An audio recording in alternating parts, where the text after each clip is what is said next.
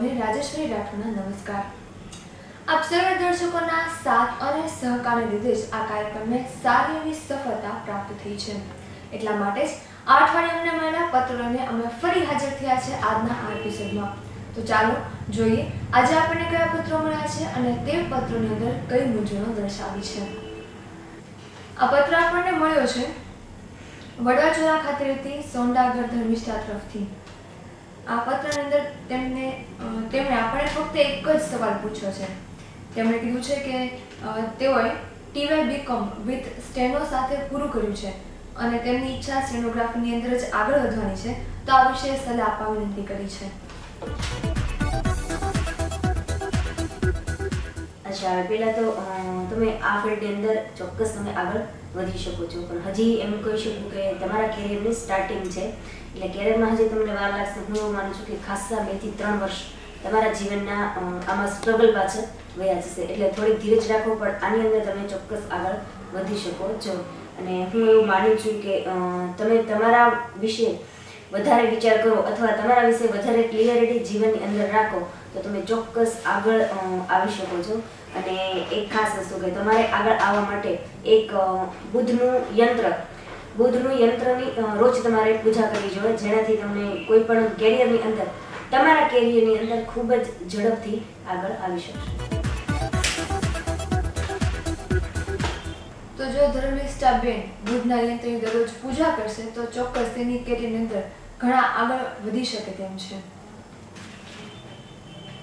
ચાલો જોઈએ હવે બીજો પત્ર।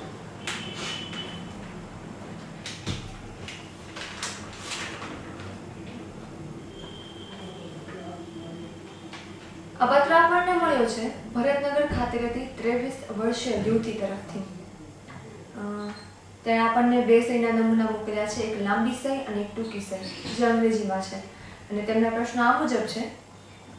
તેઓ એમકોમ પાર્ટ 2 ની અંદર અભ્યાસ કરે છે અને કોમ્પ્યુટર ટ્રેડ સાથે સંકળાયેલા છે, તો આ ફિલ્ડમાં સફળતા મળશે કે નહીં, એટલે કે તેમની કેરિયર વિશે તેમને જાણવું છે, અને તેમના લગ્ન યોગ ક્યારે અને ક્યાં છે, અને તેમના જે લાઈફ પાર્ટનર છે એ કેવા હશે તે વિશે જણાવવા કીધું છે।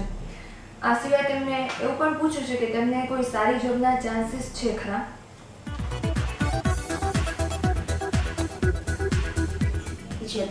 પહેલા તો તમારા જીવનની અંદર તમે જે હસ્તાક્ષરો બંને મોકલ્યા છે એમાં હું કહી શકું છું કે તમારા જીવનની અંદર કોઈ પણ તમે જ્યારે નિર્ણય લો છો એ નિર્ણયમાં લાંબા સમયે તમને જ તમારી ભૂલ દેખાય છે। તો પહેલાં તો એ ક્લિયરિટી કરો કે કોઈ પણ ડિસિઝન લ્યો છો એ ડિસિઝનમાં જો સ્ટાર્ટિંગમાં જ તમારા જીવનની અંદર કોઈ પણ પ્રોબ્લેમ્સ ચાલુ થઈ જશે તો એને ઠેઠ સુધી તમે કોઈ પણ કાર્યને પૂર્ણ નહીં કરી શકો।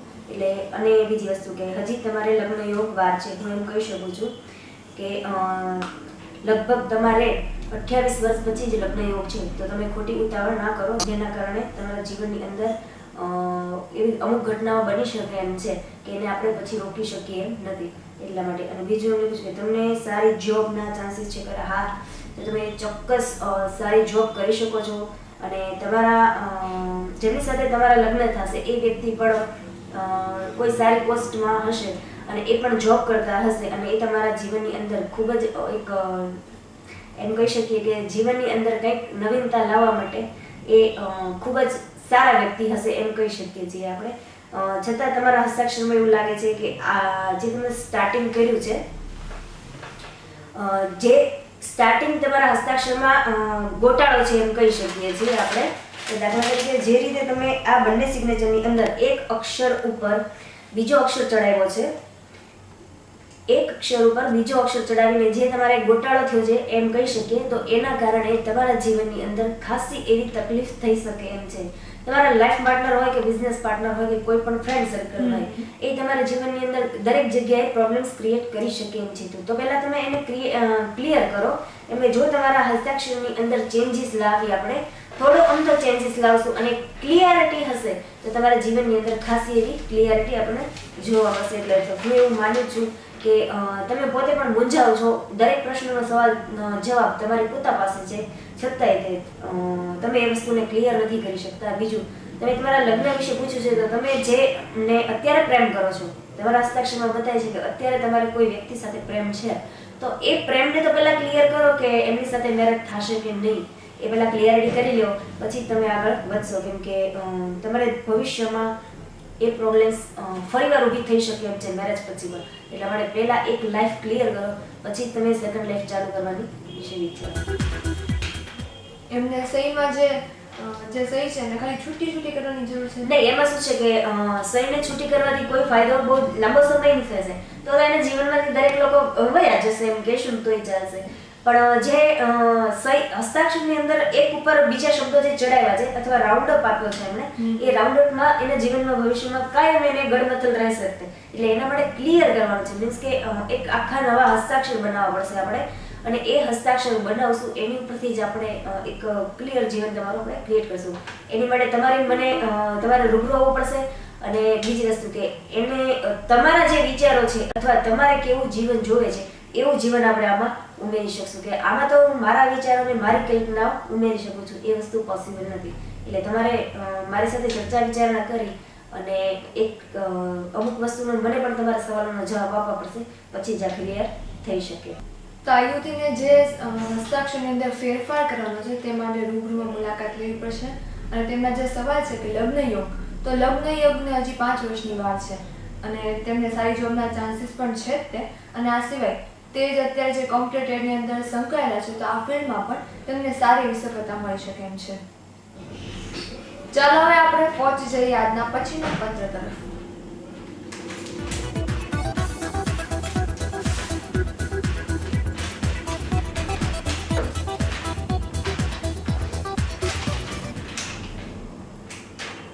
આ પત્ર આપણને મળ્યો છે વિજયરાજનગર ખાતે રહેતા આશીષભાઈ પરમાર તરફથી. તેમણે જણાવ્યું છે આ પત્રની અંદર કે તેમનો જે ભૂતકાળનો જે સમય છે ખૂબ જ તકલીફવાળો પસાર થયો છે, તો તેના શું કારણો હતા તે જણાવો. પછી કીધું છે કે હાલમાં તેમને માનસિક ખૂબ જ તકલીફ રહે છે અને કોઈ કાર્યની અંદર સમજણ પડતી જ નથી અને કોઈ નોકરી કે ધંધામાં સ્થાયી થવાતું નથી, તો તે અંગે ખાસ જણાવવા કીધું છે. એટલે કે એનો જે ધંધો નોકરીનો સમય હવે પછીનો કેવો રહેશે એ બાબતે પૂછ્યું છે. અને એવું પણ કીધું છે કે તેમનું લગ્ન જીવન કેમ ચાલશે તે અંગે પ્રકાશ પાડવા વિનંતી કરી છે. એટલે એમણે જણાવ્યું નથી કે તેઓ પરિણીત છે કે નહીં. અચ્છા, પહેલા તો તમારો ભૂતકાળ જે હતો એ તકલીફદાયક હતો. એ હું ખાસ એમ કહી શકું કે એટલો બધો તકલીફદાયક નહોતો, કેમ કે તમારા હસ્તાક્ષર પરથી મને એવું નથી લાગતું કે એક જે નોર્મલ પ્રોબ્લેમ્સો હતી બધી એ પ્રોબ્લેમ્સ તમે જાતે સોલ્વ નથી કરી શકી, પહેલી વસ્તુ.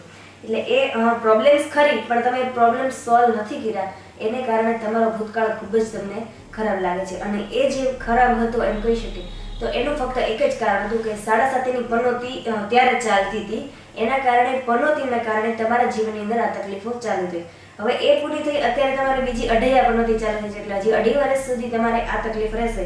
એટલે આપણે કન્ટિન્યુ છેલ્લા 7 વર્ષ પછી બીજા હજી તમારે 2.5 વર્ષ એમ હજી તો સ્ટાર્ટ થયું છે, હજી 2-4 મહિના જ ગયા છે પનોતી ચાલુ થયા તમારા. એટલે કન્ટિન્યુ આવી તકલીફ તમારે રહે છે, તો એનું તમારે પરમનન્ટ ઇલાજ કરાવવો પડે છે. કે તમને આટલી તકલીફો હોવા છતાં તમે કોઈ પણ જાતનું નિવારણ નથી કરાયું, તો સૌ પ્રથમ તો તમે જે શનિની પનોતી છે એનું નિવારણ કરાવો.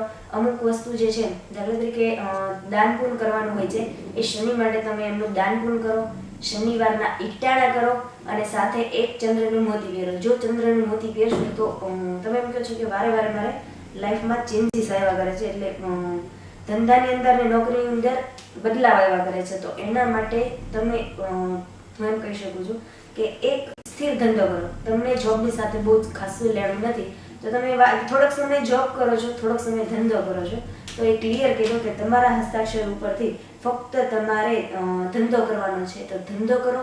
એની માટે ચંદ્રનું મોતી પહેરશો એટલે સ્થિર થઈ જશો. ધીરે ધીરે તમને હું એવું માનું છું કે જો આ પ્રોગ્રેસમાં રહેશો તો હું એવું માનું છું કે 2 વર્ષની અંદર ખાસી તમારી આર્થિક સ્થિતિ સારી થઈ જશે અને તમારું લગ્ન જીવન ભવિષ્યની અંદર ખૂબ જ સારું હશે, હું એમ કહું છું. એટલે એના માટે તમે ખોટી ચિંતા નહીં કરો. પણ એ વસ્તુ ખાસ રહેશે કે તમારે રોજ નાના મોટા ઝઘડાઓ તમારા ઘરની અંદર રહેશે, કેમ કે તમારી વાઈફ છે એમના અને તમારા વિચારો બંનેના એમ કહીએ કે સેમ હશે. સેમ હોવાના કારણે બંનેમાં મતભેદ રહેશે. એના કારણે તમારે એટલી તૈયારી રાખવી પડશે કે ભવિષ્યની અંદર તમે કન્ટિન્યુ આપણે કહીએ કે હિંમતથી તમારે કામ લેવાનું છે. જો તમે શાંત રહેશો તો સામેવાળા પાત્રને ઘણી તમે હેલ્પ કરી શકશો. અને હું એમ કહી શકું છું કે ફક્ત તમારે એક બુધનો નંગ તમારે લોકેટમાં કરીને બુધના નંગની ફરતે શુક્રના હીરા, વચ્ચે રિયલ બુધ, એની ફરતે શુક્રના હીરા, એવી રીતના તમારે એક લોકેટ કરીને પહેરવાનું છે, જેનાથી તમારા ધંધાની અંદર ખૂબ જ સારી એવી પ્રોગ્રેસ થશે. અને હું એમ કહું છું કે જીવનની અંદર સ્થિર થવા માટે એક વિષા યંત્ર, ચંદ્રનું યંત્ર નહીં પણ વિષા યંત્ર આવે છે. એ વિષા યંત્ર ત્રિકોણમાં એનો આકાર હોય છે, જે શંકુ આકારનો ત્રિકોણમાં વિષા યંત્ર કરાવી એની તમારે રોજ તમારા ધંધાની અંદર પૂજા કરવાની રહેશે. એટલું કરવાથી તમારા જીવનની અંદર ખૂબ જ સારો એવો લાભ રહેશે. અને જે તમે ભૂતકાળમાં જીવો છો એવું પણ હું એમ કહું છું કે ભવિષ્યમાં તમારી પરિસ્થિતિ અત્યારે આવી જ છે. આપણે એમ કે આગલા જીવનની અંદર આવી તકલીફો ન બને એના માટે આ તમે સૌ પ્રથમ પહેલા એક નિવારણ કરાવી. હું માનું છું કે તમે તમારા જીવનની અંદર તકલીફો છે પણ એમના કારણે તમારા ઘરમાં પણ એ તકલીફો કન્ટિન્યુ ચાલુ રહે છે. તો તમારા હસ્તાક્ષર પરથી ઘણું બધું કહી શકીએ છીએ આપણે કે એ તકલીફોને દૂર તમે જાતે જ કરી શકો એમ છે. તો આશીષભાઈ, તમારે હવે દર શનિવારે એકટાણા કરવાના, દાન પુણ્ય કરવાનું, આ સાથે એક ચંદ્રનું મોતી અને એક બુધનું મોતી અને એની ફરતે શુક્રના હીરા જડાવવાથી તમારી આ જે કંઈ પણ તકલીફો છે તેમાં તમને ખૂબ સારી એવી રાહત સાંપડી શકે તેમ છે. અને તમારું જે લગ્ન જીવન છે તે પણ ખૂબ જ સારું પસાર થશે. અને હું આશીષભાઈને કહી શકું છું કે તમારા વિચારો જે છે એને તમે ખોટા બીવો છો કે કોઈ પણ સાહસ ખેડતા પહેલા આપણે એમ કે માણસ જ્યાં સુધી બીને રહેશે ત્યાં સુધી એ વસ્તુ પોસિબલ નહીં કરી શકે. એટલે તમને જે બીક લાગે છે એ બીક બિલકુલ મનમાંથી કાઢી નાખો, કેમ કે તમે ભવિષ્યની અંદર ખૂબ જ સારા બિઝનેસમેન બની શકો એમ છો. ફક્ત એટલું જ તકલીફ છે કે જ્યાં જ્યાં તમને વીક પોઈન્ટ લાગે છે એટલે એમ કહી શકીએ કે તમારી કુંડળીની અંદર તમારા ભાગ્યની અંદર બુધની કમી છે, એ બુધની કમી પૂરી થઈ જશે એટલે તમે ખૂબ જ સારી જગ્યાએ એક બિઝનેસમેન બની શકો એમ છો. ચાલો હવે જોઈએ પછીનો પત્ર.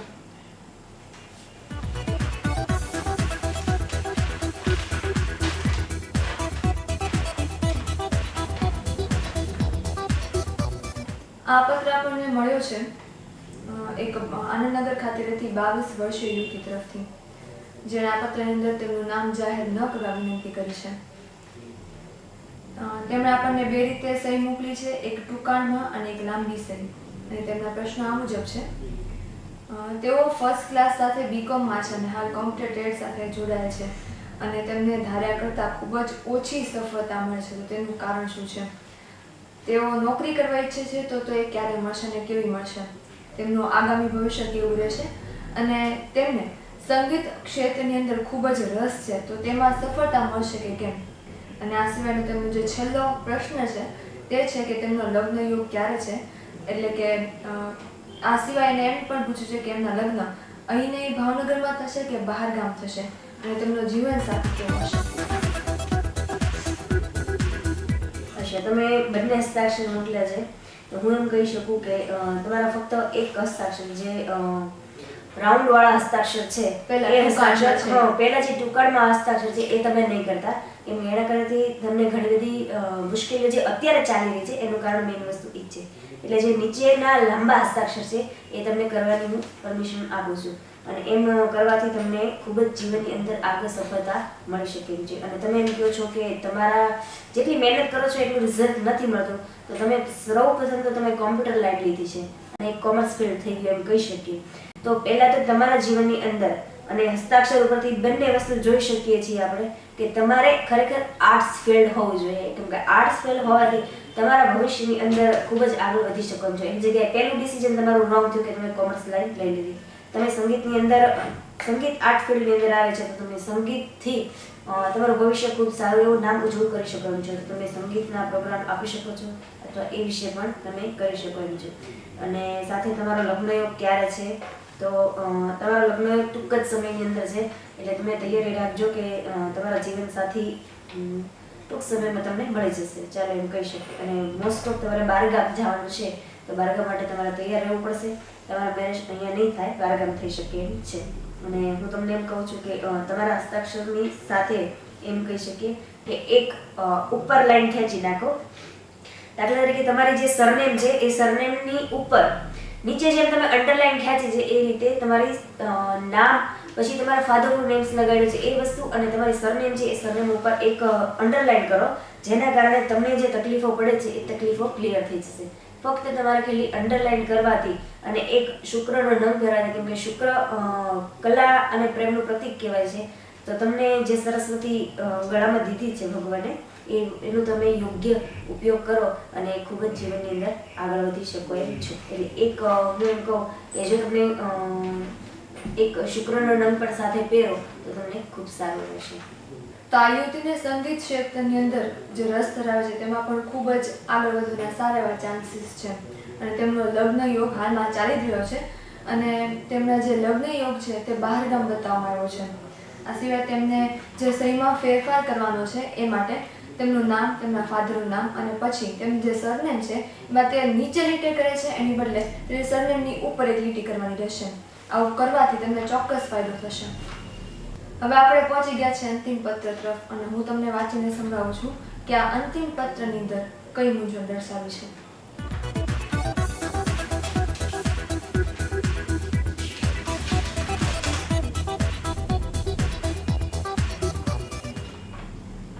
આ પત્ર આપણને મળ્યો છે ખીજરાવાળી શેરી ખાતે રહેતી બારિયા હેતર તરફથી.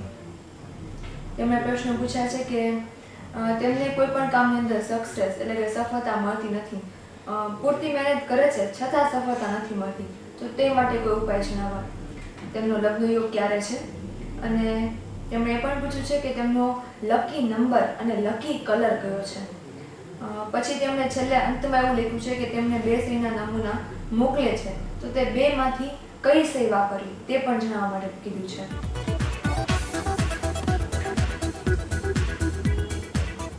આમાં એવું છે, પહેલાં તો તમારે મંગળ છે એટલે મંગળની બહુ જ તકલીફદાયક રહે છે ભવિષ્યની અંદર. તમારો મંગળ એમ કહીએ તો સારો છે પણ તમને અમુક સમયે એ મંગળ તકલીફદાયક રહેશે. એટલે સૌપ્રથમ તો તમે મંગળનું નિવારણ કરાવો. બીજી વસ્તુ, તમે જે હસ્તાક્ષર તમે ઇંગ્લિશમાં વાપરો ગુજરાતી, તમારા માટે બંને સેમ છે એટલે બંને હસ્તાક્ષર તમે ગમે એ જગ્યાએ વાપરી શકો છો, કેમ કે એમાં તમને કોઈ જાતની પ્રોબ્લેમ્સ નહીં થાય. તમે એમ કીધું કે પૂરતી મહેનત કરવા છતાં પણ જે સફળતા નથી મળતી એ સફળતાનું કારણ એ છે કે મંગળ ક્યારેય પણ તમને ઝડપથી મહેનત કર્યા વગર તમને ઉપર નહીં ચડાવવા દે. દાખલા તરીકે તમારે 100 રૂપિયા જોતા છે તો પર ડે તમારે 1000 રૂપિયાની મહેનત કરવી પડશે. જો તમે એટલી મહેનત કરશો તો જ તમે 100 રૂપિયા ફાળવી શકશો. એટલે હું એમ કહું છું કે તમારામાં 10 ગણીની પણ 100 ગણી મહેનત કરવાની ટેવ હોવી જોઈએ, તો જ આપણે એટલા પૈસા કમાઈ શકીએ એમ છીએ. અને તમે એમ કહો છો કે મહેનત એટલે તમારી મહેનત અહીંયા આગળ ઓછી પડે છે, એટલે તમારે કર્મ વધારે કરવાનું છે. તો સૌ પ્રથમ તો તમારે એમ કહીએ ને કે મહેનતું જીવન છે, તો ખૂબ જ તમે પરિશ્રમ કરશો ત્યારે જ તમે ઓછી સફળતા મેળવશો. એટલે તમે જો જાજી સફળતા મેળવવા માંગતા હો તો એની માટે તમારે 3 ગણી મહેનત કરવી પડશે, ત્યારે જ તમે કરી શકો એમ છો. અને તમારો લકી નંબર રેડ છે, વ્હાઇટ કલર છે, એની સાથે તમે સ્કાય બ્લુ એમ કહી શકીએ તો પણ ચાલશે. અને આછો ક્રીમ કલર એકદમ લેશો તો પણ ચાલશે. એટલે 4 કલર છે તમારા માટે, તો તમે 4 કલરની યોગ્ય પસંદગી કરી શકો એમ છો. અને એનાથી તમારા જીવનની અંદર એક માનસિક શાંતિ અને તમારા કામની અંદર જે ઝડપ જોવે છે તમને એ ઝડપ એની અંદર આવી જશે. અને તમારો લકી નંબર છે તો લકી નંબર હું તમને આપી શકું છું કે 5 અંક છે એ તમારો લકી નંબર છે. તો એના માટે તમારે એ અંક ટોટલ મારશો તો પણ ચાલશે. દાખલા તરીકે 14 તારીખ છે તો 4 ને 1 5 થાય છે, તો તમારો લકી અંક 5 છે. તો જ્યાં આગળ તમે 5 અંક વાપરશો ત્યાં આગળ આપણે સારામાં સારું રિઝલ્ટ તમને મળી શકશે. અને તમે ખાસ એક વસ્તુ કીધું કે મંગળ પહેરવાનો છે એટલે તમે મંગળની સાથે એક શુક્રના હીરા, મંગળની ફરતે શુક્રના હીરા અથવા તો મંગળની સાથે એક શુક્રનો નવ જોડી દેશો તો એ વસ્તુ પહેરવાથી તમારા જીવનની અંદર જે કંઈ પ્રોબ્લેમ્સ છે એ ઓછી થઈ જશે. અને તમારું પ્રેઝન્ટેશન હું એવું માનું છું કે તમારા હસ્તાક્ષર ઉપર બી સારું નથી, એટલે કોઈ પણ જગ્યાએ તમે વાત કરો છો કે કામ કરવાની કોશિશ કરો છો એનાથી તમે પાછા પડો છો. એટલે તમારું પ્રેઝન્ટેશન સારું થઈ જશે આ વસ્તુ પહેરવાથી, અને આપણે એમાં ઓછી મહેનતે વધારે રિઝલ્ટ મેળવી શકીશું. તો હેતલબેન, તમારે આજે તમે જે 2 સહી મોકલી છે અંગ્રેજીમાં અને ગુજરાતીમાં, તે બંને સહીનો ઉપયોગ કરી શકો છો. બંને સહી તમારી માટે ફાયદાકારક જ છે. તમારો લકી કલર લાલ, સફેદ, આછો ભૂરો અને ક્રીમ છે. અને તમારો જે લકી નંબર છે તે 5 છે. એટલે કે કોઈ નવા કાર્યની શરૂઆત કરવી હોય તો તમે 5 તારીખ અથવા તો 14 છે, 23 છે, એ કોઈ પણ દિવસે શરૂઆત કરી શકો છો. તો તમને જે સફળતા છે એ સારી એવી મળી શકે છે. આ સિવાય તમને મંગળની જે દશા છે તો એ માટે તમારે ખૂબ જ મહેનત કરવી પડશે. અને જે મંગળનું મોતી, મંગળનો જે નંગ આવે છે, મંગળનો નંગ અને એની આજુબાજુ શુક્રના ફરતા હીરા જોડાવાના રહેશે. આટલું કરશો એટલે તમને ઘણી એવી રાહત મળી શકશે. તો આજે આપણે વિવિધ મૂંઝવણો જોઈ અને કૌશલાબેન પાસેથી એનો ઉકેલ પણ મેળવ્યો છે. જો તમે કોઈ સમસ્યાથી પીડાતા છો, ઉપાડો પેન અને તમારી સમસ્યા લખી મોકલો. તમારા નામ, સરનામું, તમારા હસ્તાક્ષર સાથે બંધ કવરમાં અમારી ઓફિસે સમય મીડિયા S17 ઓમિક કોમ્પ્લેક્સ પીછલા રોડ પર. તો આવતા અઠવાડિયે અમે નવા પત્રો સાથે ફરી મળીશું આ જ ચેનલ પર, આ જ સમયે, આ જ કાર્યક્રમમાં. ત્યાં સુધી રજા આપશો.